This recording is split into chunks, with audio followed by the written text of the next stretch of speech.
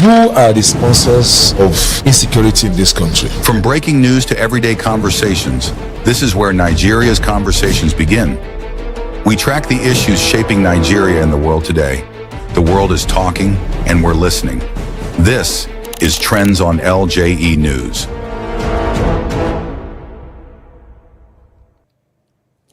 Hello and welcome to another edition of Trends on LJE News, where we bring you the latest and, of course, developing stories in Nigeria and Africa, of course, even the globe. My name is Omotola Adeleke. Of course, I'm here with my guest in the studio, Esther. How are you doing? Very fine, thank you. You're welcome to the program. Thank you. Barrister Meme, you're welcome to the program, of course, too. Thank you very much. Good morning, viewers. Good morning, Nigerians. My pleasure being here. All right, so don't forget you can be a part of our growing online community by hitting that follow, like, share, and subscribe button right now on all platforms at LJE News. Let's quickly run through our headlines for this edition of Trends. DSS arraigns ex-AGF Malami son over terrorism financing allegations. Onanuga slams ADC, says party made up of desperate politicians. Oshiomhole faces backlash over viral private jet video. NAFDAC survey, Rivers, Lagos stop underage alcohol consumption. No more fuel kills, no civil servant owed, says APC national chair. And on to the first story. The Department of State Services, DSS, has arraigned former Attorney General of the Federation, Abubakar Malami, and his son before the Federal High Court in Abuja over allegations bordering on terrorism financing. The defendant appeared before Justice Joyce Abdul Malik on a 5-count charge and pleaded not guilty. The DSS alleged that Malami aided terrorism financing by failing while in office to prosecute suspected financiers whose case files were submitted to him. He and his son were also accused of preparatory terrorism act, including unlawful possession of prohibited firearms and ammunition. Items listed include a firearm and live cartridges. The court noted Malami's previous EFCC arrest over fraud allegations and adjourned the case for further hearing. Barrister Meme, Malami had come out to say one time that he is being witch-hunted because he's a member of the opposition party. Do you think that's the case in this trial? No. I do not want to agree entirely with him, but to some extent, I've always held this opinion, not just under this administration. It has always been the culture of Nigerian political system that once you join the ruling party, your sins are forgiven. And in this case, unfortunately, he played the right way around, and he's not currently with this administration. If he was to be in this administration, he might have escaped the trial. Definitely, nobody will try him. He will be free. And all of these things they are bringing out, even though there may be element of truth, he would have been forgiven. Okay, but constitutionally, only the president, the vice president, the governor, and the deputy should enjoy immunity. Why wasn't he prosecuted or even tried when he was in office? The Attorney General of the Federation is a law unto himself. Okay. He has so much power, and he is the only minister in the federal cabinet that is enlisted in the Constitution. He's with so much power. He has the right to prosecute. He has the right not to prosecute. So he can't be prosecuted. Is that what we're saying? Constitutionally, he is the chief law officer of the country as Attorney General of the Federation. It will be every matter that has to do with crime, that has to do with prosecution, must pass through his office. So how can somebody who possesses such a power now be the one to now prosecute himself at the time he was in the office? So practically it is impossible. But the bottom line is that some of the allegations leveled against him, which include that he is unable to prosecute those people that have been accused of terrorism financing and the rest of them, that alone is aiding and abetting. If found wanting, then he should face the wrath of the law. Because over the years, we have cried out over the years. Even in this current administration, there are still a lot of accusations on those who currently hold offices in this government who had failed. The other time we saw what happened in Kaduna. We saw allegations. We saw lawmakers that are harboring terrorists in their houses here in this country, and they are not being persecuted simply because they belong to the current administration. So it is expected that whoever defects out or whoever leaves the All Progressives Congress would probably be tried. Anyone who leaves right now will probably be tried. It's expected. Well, one cannot be able, but from all the body language and from what we can see, it is practically, you can see that manifesting, that once you are in the ruling political party, and somehow they assume that you will help them to achieve their political gains, they assume that you can assist them to win elections, so therefore, there will not be need for them to persecute now, you. are you saying that governors, lawmakers, and different political stakeholders who are defected into the APC are going there because of protection and not because of the people, itself? No, that has always been my opinion, and it will continue to remain my opinion. I'm a Nigerian. We have seen what is going on in this country. Many people, we have also encountered, I personally have had conversation with many persons who are moving into who are from the other side and moving not moving into the current, the ruling party. And some of the things that they have said is that, look, there is this feeling that we just need to get into this government so we can be protected. Many of them are not going into the APC simply because they want to contest elections. They are moving into the party because they want to enjoy the security that within the government. All right. Thank you very much, Barrister Meme. Let's move on to the next story. President Bola Tinubu's special advisor on information and strategy, Bayo Onanuga, has described the African Democratic Congress, ADC, as a party of desperate politicians allegedly obsessed with negative narratives about Nigeria. Onanuga made a remark while reacting to a global ranking that placed Lagos as the world's fastest growing emerging tech ecosystem, ahead of Istanbul and Pune.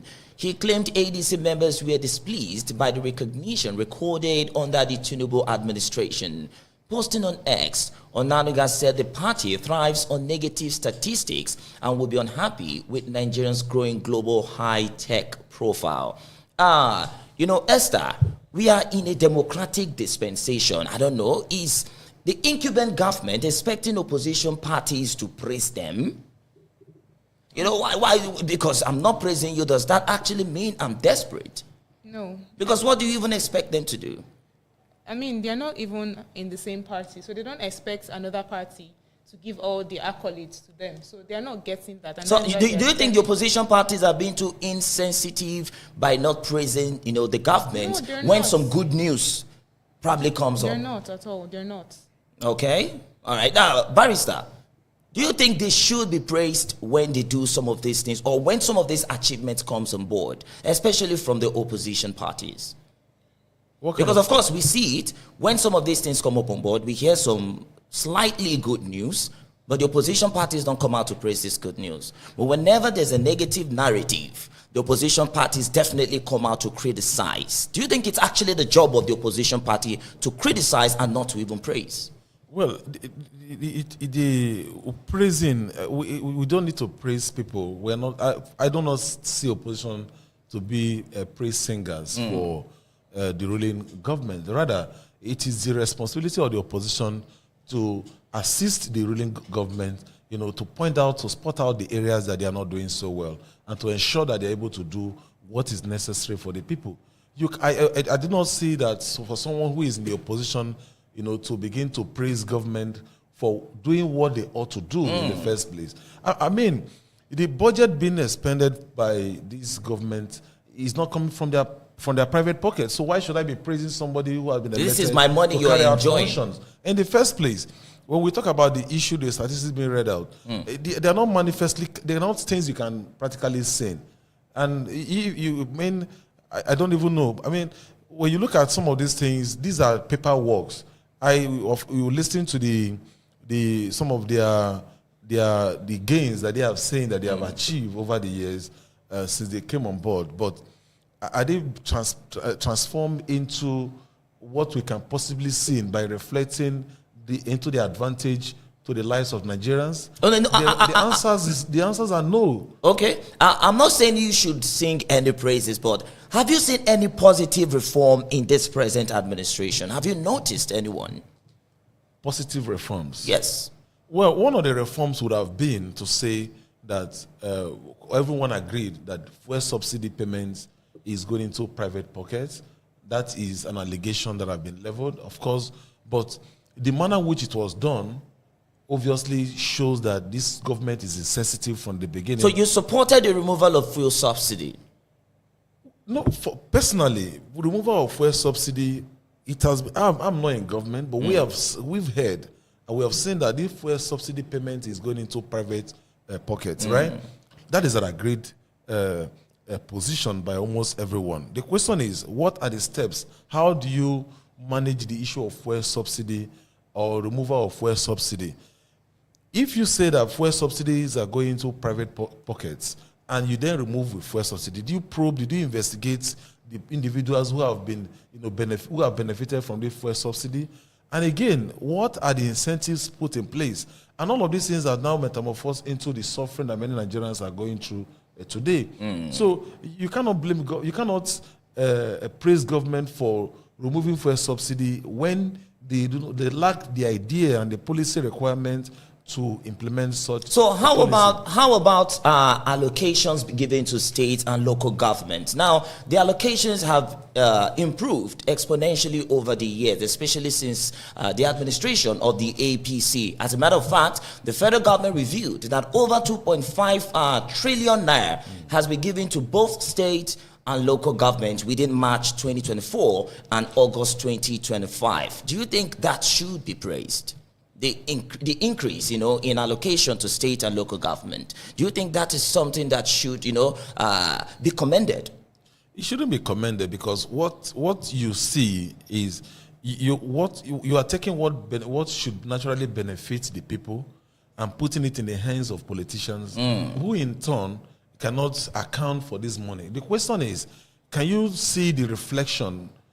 I mean, what this government or the various state level of the state government, that is why you see now everybody is moving into the ruling party, so that whatever that is coming to them, they can just consume it, take it by themselves, and nobody can ask questions. But I tell you, in the long run, just like what you see today that Malami, former Attorney General, is being persecuted, a time will come, if not in 2027, in 2031, that another government will come in and all of these issues will be reviewed. Many of them who are enjoying today now will also face the wrath of the law. All right.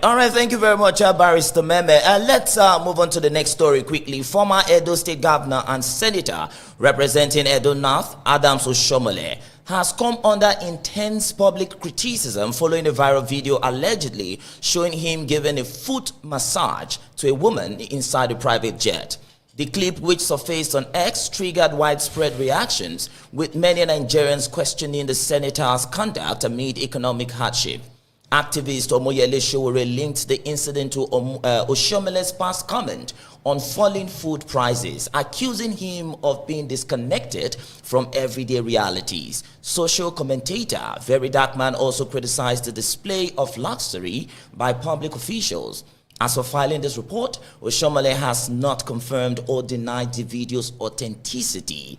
In another development, former governor of Edo State, Senator Adams Oshiomhole, says electoral fraud is the worst crime in a democracy. He said this while warning that vote buying and election manipulation undermine the will of the people. Oshiomhole made this comment on Monday during an interview while commenting on delays in Nigeria's electoral reforms ahead of the 2027 general election. He said, "In my 2012 re-election in Edo State, I won in all the 18 local government areas. I did not give money to anybody," he said. According to him, he openly told voters at the time that he would not participate in vote buying. Instead, I told the voters, if my opponent, who allegedly had money to give you, collect it. No receipt, no refund. But I have no money to give you, but I will give you all my all in terms of development, Oshiomhole said. Esther, let me come to you on this one. With average Nigerians not being able to, provide at least 3 basic meals in a day, should some of these political stakeholders be seen enjoying luxury, especially with the video that we saw on Oshiomhole? I mean, it's their duty to provide for the citizens, right? So I I don't see any reason why, even if we know that they are living this luxurious lifestyle, they shouldn't put it out there. They're not content creators. We're impoverished Nigerians. So watching our leaders live luxurious lifestyles with ladies, it's disheartening, because if you direct those funds they spend on all of this lifestyle to, positive things, it will affect Nigerians positively, and we are going to grow. So it's really hard. There was a time we said it on the program some weeks ago when he mentioned, he said, and I quote, that food is becoming too cheap in Nigeria. And from what we saw in the video, we saw some, delicacies, expensive food while he was massaging the ladies' food. I don't know, is it out of touch of reality? He hasn't even taken out time himself to know what he's saying. I mean, has he ever been to the local markets for him to come out and say food is too cheap? Food is too cheap, and yet some people can't even afford 3 square meals. It's really, it's evil. All right, barrister, she said it's evil. Should we just allow, Oshiomhole enjoy his life, or would you call what he's doing double standard? Perhaps he has the right to massage a lady's foot. He's an individual. He's a Nigerian who has, the same freedom as every other person in Nigeria. Don't you think we should leave him to enjoy his life? Well, whether we leave him or not, Oshiomhole will always find a way to enjoy his life. I personally, I do not see anything wrong with what he did, because that is a private moment. So, but we must interrogate his activities as a senator and as a public officer, and But basically, in respect to the video, I don't want to take any blame to Oshiomhole, because it's a private life. He's living. He deserves to have some rest. He deserves to, freedom of association and the rest. But connecting it to what he had said so far, especially on food being cheap, do you think such luxury should be displayed, especially in public?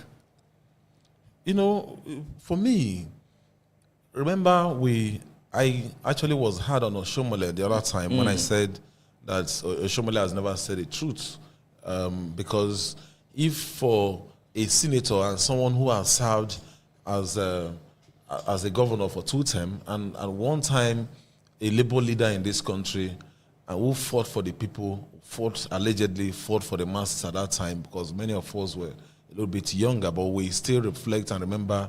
While I lived in Edo State in Benin when Oshiomhole was the governor of Edo State. It started very well, but later he became a typical politician, as we all know, in Nigeria. And the end result was what we saw. When he was living as a governor in 2015, he brought in someone who he accused to be a very bad person. And that is to show the level to which many of our leaders, the visionary standard they possess. But the major thing is that food are not getting cheaper, because the reality is very clear. The sufferings are increasing on a daily basis. We cannot compare what is happening today to the past 8 years. Even you can't even compare this current administration with that of the Buhari administration. I have always held the opinion that there is no administration that will be worse than Buhari administration. But today, we are seeing the worst administration. Personally, this is my opinion, and I'm seeing the worst administration in the history of my life as a Nigerian. Now, talking about the worst... Oshiomhole was the chairman of the ruling party, which is currently governing Nigeria, taking Nigeria to the dog john. But let me ask you, we're talking about the worst right now. Now, he said that electoral offenses are the worst offenses in a democracy. Would you want to agree to that postulation? I think Oshiomhole is saying all of these things just to whip in sentiment, because elections are coming. You cannot tell me, no politician should say that. No politician should come up. I don't want to talk about what happened. I was the state chairman of a political party in 2015. Okay. When Oshiomhole brought in the former governor, Governor Obaseki, and we knew what happened. I was a big time player in Edo State at that time. We know what happened, what APC did at that time. So, and Oshiomhole was the one who sponsored the election. Let me not go into the allegation. So are you saying Oshiomhole lied when he said, he didn't give any form of money, he didn't buy votes and all that? Are you claiming right now that he lied in that particular broadcast? I want to be very careful at this time. Okay. Because not to be the one to judge him. All right? Is it about being the one to judge him? Because if you have proof, if there are facts and figures on ground, I think you have the right to say if they lied or not. No, the bottom line is very clear. He even himself knew so well that when you elections, nobody goes into any elections without some level of compromise. Okay. There is no doubt about that. Nobody goes into any election without looking for those to woo in, without looking for those to send monies to support them. Whether you are giving them the money to support you or you are giving them the money to get people to support you, all of these things are made up of electoral compromise. All right. So, but to finally round up in this question, the bottom line is that whether Oshiomhole is lying or Oshiomhole is not lying is another issue entirely. But the bottom line is that all of this statement is making is because of the election that is coming up. It's not being sincere. I can tell you that these are political statements. They don't reflect the reality of what they do behind the scene. All right, thank you very much, Barrister. Quickly, Rivers and Lagos State lead in the consumption of alcoholic drinks sold in sachets and PET bottles among minors and underage persons. A nationwide survey by the National Agency for Food and Drug Administration and Control, NAFDAC, has revealed. The study, conducted with the Distillers and Blenders Association of Nigeria and carried out by Research and Data Solutions Limited, surveyed 1,788 respondents across 6 states. Presenting the findings, NAFDAC Director General Professor Mojisola Adeyeye said, easy access to alcohol is driving youth abuse. The report showed that over half of minors and underage respondents purchased alcohol themselves, mainly in sachets and small bottles. NAFDAC called for stricter regulation, including banning small pack sizes to curb underage drinking nationwide. Esther, who do we blame? Who do we blame when it comes to minors and underage, individuals drinking some of these alcoholic drinks and all that? Of course, you have to be over 18 to be able to access some of these drinks. But now it's been said that in Rivers is taking the first position when it comes to minors taking alcoholic drinks and sachets. And Lagos is taking number 2. Who do we blame? The parents, the people who are selling this product, or the government? Okay, first off, I think the blame is heavier on those selling these products because all they want to do is to make money. All they want to do is make money. They don't even consider. If you go to advanced countries like the US, there's this card you have to present before you take alcohol. Okay. Right? You can't just go and sit in a bar and take alcohol. Now, you see kids in schools, you see underage kids, even on their uniforms, they come to you and they get sachet alcohol and canned 100 drinks and naira, 200 naira. all of those things. And they don't even care. They don't even ask questions like, they're not even supposed to sell these things to kids. Okay. Some of them even lie that they were sent by their parents and whatnot. It's not true. It's for them. All right. If you check the quantity of kids that go out of schools, it's to either smoke cigarettes, take all of these things, or go after ladies, or, they don't even pay attention to this. Thank you very much, Esther, for that contribution there. Let me ask Barrister Mehmet the same question. Who is to blame in this case?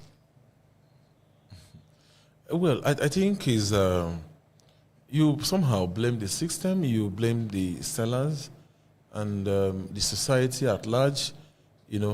As a Christian, the Bible says, "Train up a child the way he should go, and when he grow, he will not depart from it." Whether a child is taking alcohol or not, it all depends on the upbringing, right? There are still kids who are not, taking this alcohol because of their level of their background and their upbringing. But basically, the issue is not about, can we be able to ascertain the statistics of those consuming this alcohol? If you go to Lagos, you have various at the motor parks and various almost all the buildings in Lagos have shops, extended shops at the front. And what do you see them selling? This kind of stuff, alcohol, provisions, and the rest of them. So, but are you calling for a ban, or you think there's a way the government could actually control, minors from? Because if we look at it very well, sorry, before we go on a short break, if you look at it very well, if you're taking sachet alcohol and pet bottle alcohol out of the street, that means average people might not be able to afford these drinks, and just the rich people might be able to afford to drink alcohol. Of course, alcohol has its negative side, but we're not going to also deny the fact that one way or the other, all over the world, people drink it because they feel there's a level of relief that it gives.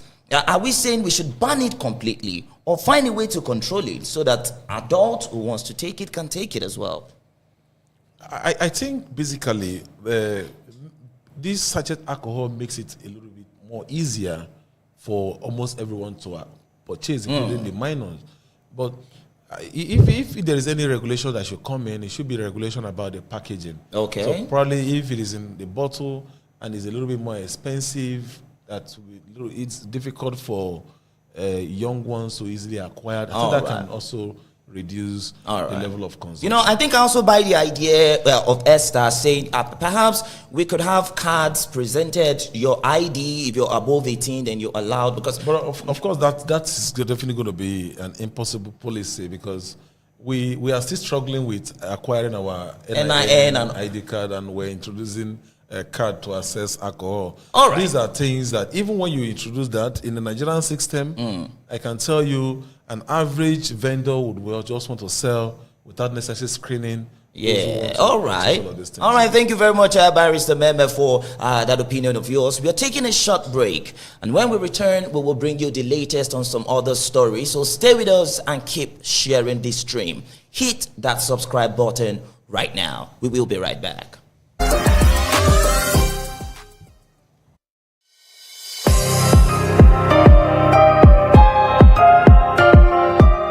Welcome to LJE Studio, where creativity meets production excellence. Whether you're shooting a podcast, hosting a live stream, recording interviews, or bringing your next big idea to life, we've built the perfect space for you. Everything you need to create premium content is right here. Come record, come create, come be inspired. Visit www.ljenigeria.org/LJE-studio or call 0705-245-3714 to book your session today.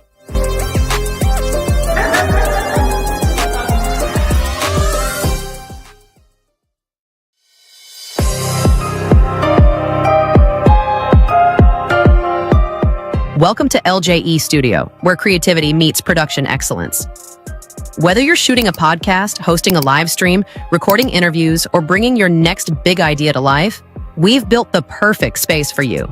Everything you need to create premium content is right here. Come record, come create, come be inspired.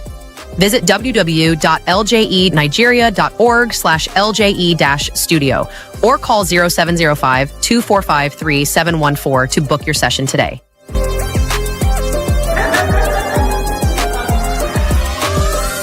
Whether you're shooting a podcast, hosting a live stream, recording interviews, or bringing your next big idea to life, we've built the perfect space for you.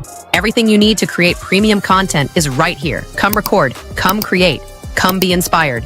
Visit www.ljenigeria.org/LJE-studio or call 0705-245-3714 to book your session today. Look at some other trends making the rounds. National Chairman of the All Progressives Congress, APC, Professor Nentawe Yowada, says since the coming on board of this administration, fuel queues at the petrol stations have disappeared. Yowada made the statement on Tuesday when he appeared as a guest in an interview on TV. He was speaking on governance, reform, and accountability. He also said that no civil servant, both at the federal and state levels, have been owed salaries as well as pensioners. Whether you like it or not, you will accept the fact that there are no fuel queues again. No state worker is complaining about pension, about salary. They've all disappeared. These reforms have allowed all these workers across the country in all 36 states, including the FCT, have their salaries paid at and when due, he said. Barrister, you know what's happening in the street. you know, the plight of the workers and some of these pensioners as well. Does this actually reflect the reality on the ground? The salaries are not being owed anymore. Pensions are not being owed anymore. Don't forget, we had the case of FCTA not too long ago. So does this actually reflect what's actually happened? Or these politicians just come out to say some of these things because they want to talk? In fact, I listened to the interview yesterday, and for the first time, I actually listened to the interview by the APC national chairman. And while I was listening to the interview, I saw, no wonder it was really made the chairman of the APC. You know, and for me, APC is a cancer. I think you need to take it easy, sir. No, there's no point taking it easy. We must call a spade a spade. APC is the greatest mistake.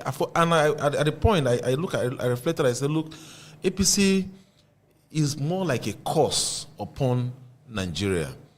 And when I try to understand and balance up the conversation and the interview of yesterday, I was looking forward to see some real statistics and some of the developments. But probably there are some that I'm not aware. So I wanted to really reflect. If the opinion, held by the APC national chairman is actually the genuine opinion that he genuinely hold by himself and that of the party, it means that we are heading to a very great danger in this country. All right. It actually reflects the character, it reflects the mindset, it reflects the intention, the deliberate intention of that political party currently governing this country. I say that, please allow me. The reason is very clear. When you listen to some of the responses that they give and some of the achievements, I mean, how can you say that the achievement you've made as a government is that workers are no longer protesting, workers are not being held? And the same workers today, an average Nigerian workers, it will be, if they want to rely on their salary, it will be difficult for them to build a house. All right. Our barrister, thank you very much. Let's move on to Esther. Esther, I'm not trying to be opinionated here, but let me ask you this. What takes some of these, our political leaders, especially those ones in the incumbent, what takes them to be truthful and to be honest about some of these things? Of course, no one is going to hang them on the cross and stone them to death when they are truthful. Perhaps I feel when you're even truthful, people might feel okay. You're accountable to your actions. So what do you think holds them from being honest? Power, basically. You're trying to hide a lot of things. When you're under control of so many things and you come out to say certain things, you'll be held accountable for what you've said, right? So I think they are always trying to hide the truth. They are always trying to bury it so that we don't get to hear or see it. They are not being completely honest with us because of the position they try to protect. They're trying to protect their position. All right. That's what they're trying to do. All right, thank you very much, Esther. That's it for today's edition of Trends on LJE News. Many thanks also to Barrister Meme. Barrister Meme, thank you very much for your brilliant contributions. Thank you very much. It's my pleasure.